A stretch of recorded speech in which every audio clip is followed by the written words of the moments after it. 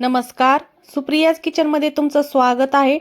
आज आपण बनवणार आहोत एकदम झणझणीत आणि टेस्टफुल मटन सुक्का आणि मटन रस्सा, तेही एकाच वाटणात। एकाच मसाल्यातून दोन भन्नाट डिश तयार होतील। मग व्हिडिओ शेवटपर्यंत पाहायला अजिबात विसरू नका। तर चला सुरू करूया। पहिल्यांदा आपण इथे अर्धा किलो मटन स्वच्छ धुवून घेतलेलं आहे। त्यामध्ये अर्धा चमचा हळद घालून 1 चमचा मीठ घालून घ्यायचं आहे। आता याला चांगलं मिक्स करून घ्यायचं आहे आणि याला आपण 10 ते 15 मिनिटांसाठी चांगलं मॅरिनेट करून घेणार आहोत। तर आता इथे मसाले भाजून घेऊया। तर त्यासाठी पॅन मध्ये लवंग, मिरी, तेजपत्ता आणि दालचिनी आणि अर्धा चमचा जिरे भाजून घेतले आहेत आणि 1 चमचा तीळ भाजून घेतले आहेत। हे चांगलं भाजून घ्यायचं आहे आणि एका प्लेटमध्ये काढून घ्यायचं आहे। तर तीळ पटकन भाजतात, त्यामुळे पॅन असं हलवून आपण याला चांगलं भाजून घेणार आहोत।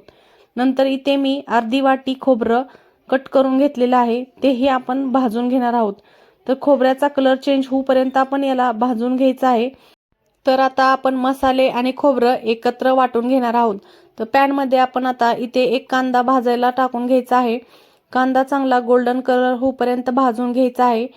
2 ते 3 मिनिटं कांदा भाजून झाल्यानंतर आता त्यामध्ये आपण 1 वाटी लसूण घालून घेणार आहोत आणि 1 इंच आल्याचा तुकडा आपण कट करून घेतलेला आहे, तेही त्यामध्ये घालून घेऊया आणि हे आपण 2 ते 3 मिनिटांसाठी चांगलं परतून घेणार आहोत।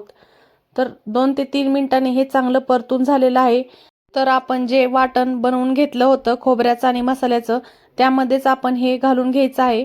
तर आता आपण त्यामध्ये 1 वाटी कांदा लसूण मसाला घालून घेणार आहोत आणि याची एकदम फाईन अशी पेस्ट बनवून घेऊया। तर आता कुकर गॅसवर ठेवून घ्यायचा आहे। नंतर त्यामध्ये 1 चमचा तेल घालून घ्यायचं आणि यामध्ये आपण जे मटणामध्ये आलेलं मांदा असतं ते यामध्ये घालून घेऊया आणि ते 2 ते 3 मिनिटांसाठी चांगलं परतून घ्यायचं आहे। आता त्यामध्ये 1 बारीक चिरलेला कांदा घालून घ्यायचा आहे आणि कांदाही चांगला परतून घ्यायचा आहे। नंतर आता आपण मॅरिनेट केलेलं मटण यामध्ये घालून घेणार आहोत आणि 2 ते 3 मिनिटांसाठी याला आपण चांगलं परतून घेणार आहोत। 2 ते 3 मिनिट मटण आपण चांगलं परतून घ्यायचं आहे। मटणाला स्वतःचं पाणी सुटेपर्यंत आपण मटण असं शिजवून घ्यायचं आहे। तर आता आपण इथे गॅस मीडियम ठेवून त्यावर एक असं खोलगट ताट ठेवून घ्यायचं आहे आणि त्यामध्ये आपण 1 ग्लास पाणी घालून घेणार आहोत आणि हेच पाणी गरम झाल्यानंतर आपण मटणामध्ये घालून घेणार आहोत। तर बघा इथे पाणी गरम झालं आहे आणि मटणालाही खूप छान असं पाणी सुटलेलं आहे, तुम्ही बघू शकता। एकदम मस्त असं पाणी सुटलेलं आहे।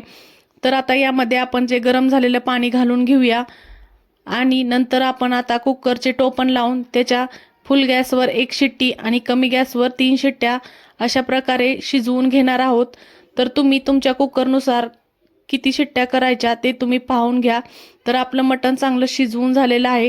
तर तुम्ही बघू शकता इथे मटण चांगलं शिजलं गेलं आहे आणि इथे आपल्या रश्श्यासाठी लागणारा स्टॉक ही तयार आहे। तर आता सुक्कं मटण बनवण्यासाठी पहिल्यांदा कढईमध्ये 1 चमचा तेल घालून घ्या आणि नंतर त्यामध्ये आपण करून घेतलेलं वाटण परतून घेणार आहोत। तर आपण जेवढं वाटण करून घेतलं होतं सर्व वाटण इथं परतून घ्यायचं आहे। रश्श्याला टाकण्याचं वाटण ही आपण इथे परतून घेणार आहोत। तर हे वाटण आपण चांगलं तेल सुटेपर्यंत परतायचं आहे। तर यामध्ये आता 1 चमचा गरम मसाला, 1 चमचा धने पावडर आणि 1 चमचा इथे चिकन मसाला घालून घेणार आहोत। आता मसाले चांगले मिक्स करून घेऊया। वाटणामध्ये मसाले चांगले मिक्स झाले आहेत। मसाले कढईला चिटकू नये म्हणून आपण त्यामध्ये मटणाचा स्टॉक घालून घेणार आहोत। तर 2 पळ्यामध्ये मटणाचा स्टॉक घालायचा आहे आणि इथे मसाला चांगला तेल सुटेपर्यंत परतून घ्यायचा आहे। बघा मसाला मस्त असा परतून झालेला आहे। तर यामध्ये आपण रश्श्यासाठी लागणारा मसाला काढून घेतलेला आहे आणि सुक्का मटणासाठी लागणारा मसाला ठेवून घेतलेला आहे। तर यामध्ये आपण शिजवून घेतलेलं मटण घालून घ्यायचं आहे आणि याला 2 ते 3 मिनिटं चांगलं परतून घ्यायचं आहे। मटण 2 ते 3 मिनिटं चांगलं परतून झालेलं आहे। तर आता यामध्ये अजून 1 पळी आपण रस्सा घालून घ्यायचा आहे आणि मटण झाकून ठेवायचं आहे। तर बघा 5 मिनिटांनी आपलं सुक्कं मटण एकदम मस्त असं तयार झालेलं आहे। याला चांगलं मिक्स करून घ्या आणि नंतर यावर थोडीशी कोथिंबीर घालून मस्त असं सुक्कं मटण तयार झालेलं आहे। नंतर आपण जे वाटण भाजून घेतलेलं होतं तेच आपण हे तयार करून घेतलेल्या मटणाच्या स्टॉकमध्ये सर्व मसाला घालून घ्यायचा आहे आणि चांगला मिक्स करून घ्यायचा आहे आणि हा रस्सा आपण 5 ते 6 मिनिटांसाठी कमी गॅसवर चांगला शिजू देणार आहोत। तर बघा 5 ते 6 मिनिटांनी आपला मटण रस्सा चांगला तयार झालेला आहे।